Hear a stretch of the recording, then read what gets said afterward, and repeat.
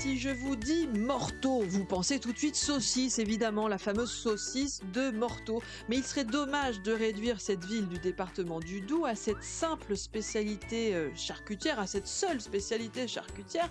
La ville a tout de même d'autres avantages, et notamment le titre de cité de caractère. Voilà qui vaut bien qu'on s'y arrête pour faire une pause aujourd'hui, en compagnie de David Aubry, journaliste franc-comtois et auteur du livre « Sites remarquables et insolites du Doubs », et de Jalil, notre stagiaire de 3e.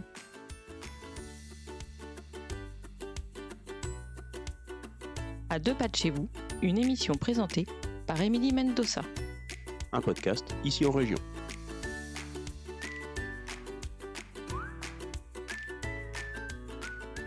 Bonjour David, bonjour Jalil. Bonjour Émilie. Bonjour Émilie. Alors David, je commence avec vous, tout simplement par l'origine de cette ville de Morteau, et notamment l'origine de son nom.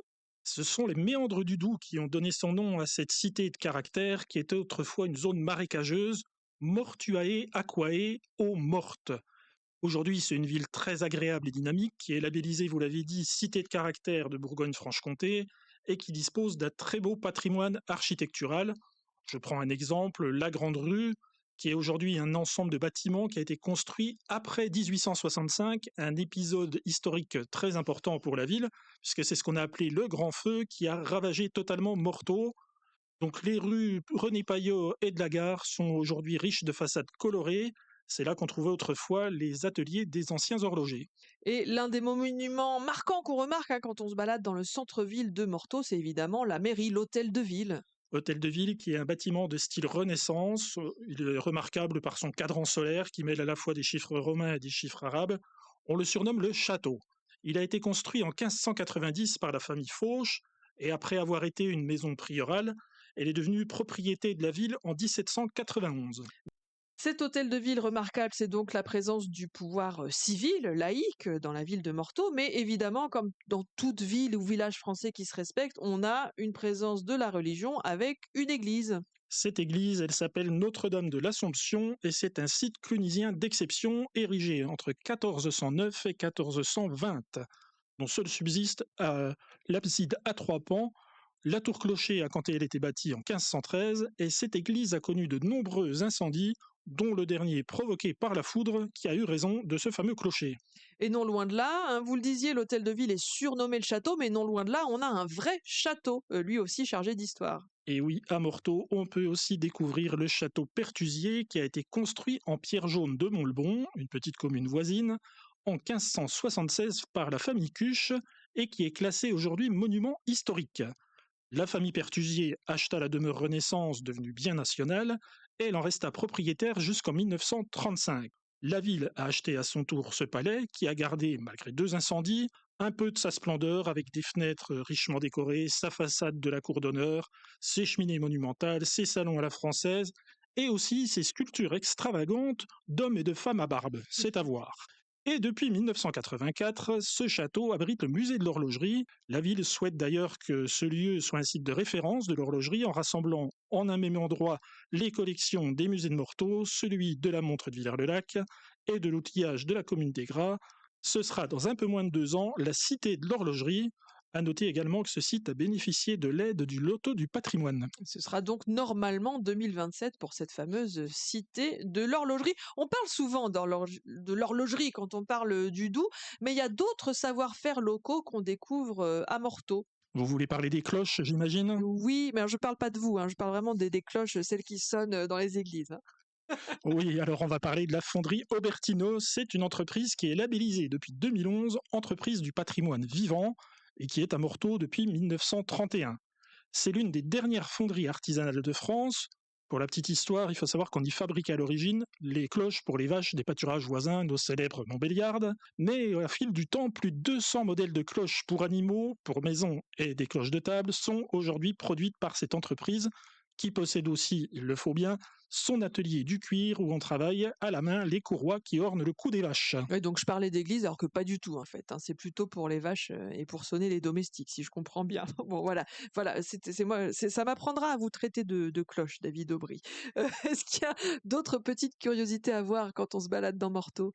Il y en aurait beaucoup, mais le temps est peut-être compté, donc c'est pas un jeu de mots, le temps compté avec les vaches, c'est pas une mauvaise transition sur le fromage AOC. Non, je vais vous parler des fermes comtoises, où vivent les fameuses Montbéliardes. Eh bien, ces fermes comtoises, elles sont aujourd'hui devenues pour certaines des musées, des fermes musées, comme à Grand-Combe-Châteleux, où on trouve une ferme traditionnelle du XVIIIe siècle, qui est au cœur du quartier qu'on appelle le quartier des Cordiers, et une autre ferme un peu plus loin, la ferme du Papy Gaby. Alors toutes ces fermes, elles ont quelque chose de très particulier, c'est une grande cheminée qu'on peut deviner sur la toiture, on appelle ça un thuyer, et ça sert notamment à fabriquer et à fumer un des fleurons du patrimoine, on va dire culinaire cette fois, la saucisse de Morteau.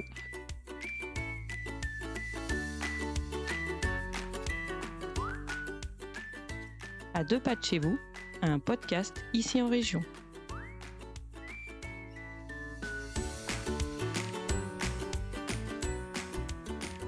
La fameuse saucisse de Morteau, une vraie spécialité locale, Jalil. Et oui, en effet, Émilie, la saucisse de Morteau est l'incontournable de cette petite ville de Franche-Comté. Donc, cette spécialité à base de porc est née au XVIe siècle dans les fermes à Thuyer. À l'époque, cette saucisse était vraiment locale et rurale. C'était les fermiers qui la consommaient lors des repas du dimanche ou durant les fêtes. Donc, contrairement à avant, cette saucisse et le savoir-faire qui va avec sont maintenant reconnus et labellisés grâce à l'obtention en 2010 d'un IGP, indication géographique protégée. Donc bien sûr, cette saucisse, vous pouvez la consommer de plein de manières différentes, avec des lentilles, dans une choucroute franc-comtoise bien sûr, pour les plus gourmands dans une fondue Montbéliard, ou bien simplement en rondelles. Mais le plus important, c'est avant tout de savourer la bonne cuisine de nos régions. Miam, miam. Vous, David Aubry, vous la savourez comment, la saucisse de Morteau? Un peu trop d'après mon physique, c'est ça que vous voulez dire? Alors là, Non. c'est vous qui vous auto-critiquez. Moi, je voulais juste savoir, parmi toutes les propositions faites par Jalil, quelle était celle que vous nous recommandez? Vu mon âge, je l'ai déjà goûtée de toutes les façons, et on peut la manger crue, cuite, séchée même aussi, ça peut arriver. Donc on est très fiers de notre saucisse de Morteau, en tout cas, tout comme une autre cousine un peu plus loin, la saucisse de Montbéliard, que beaucoup connaissent. Bien, en tout cas, elle s'accommode un petit peu à toutes les sauces, si je puis dire. Bon, pour terminer cette petite balade à Morteau, une fois qu'on a visité le village, qu'est-ce qu'on peut faire aux alentours? Quels conseils de balade vous avez pour nous? Alors, si on part du côté de Pontarlier, on peut visiter Défilé d'Entreroches. Défilé d'Entreroches, c'est un canyon qui a été creusé par le Doubs sur plusieurs kilomètres. Entre Ville-du-Pont et Morteau, on peut aussi admirer une succession de gorges escarpées, là aussi, le long de la rivière. Mais il y a aussi quelques grottes, des grottes assez étonnantes, comme la grotte de Remonot, qui abrite aujourd'hui une chapelle. Et puis, on va revenir un peu plus proche de Morteau, dans le parc naturel régional du Doubs-Horloger.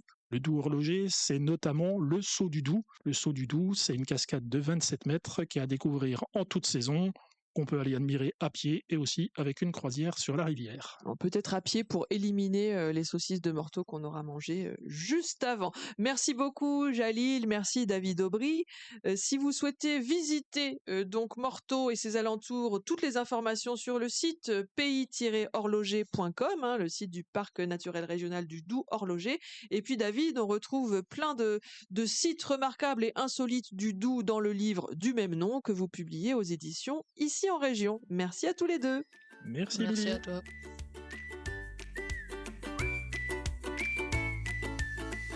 C'était À 2 pas de chez vous, présenté par Émilie Mendoza.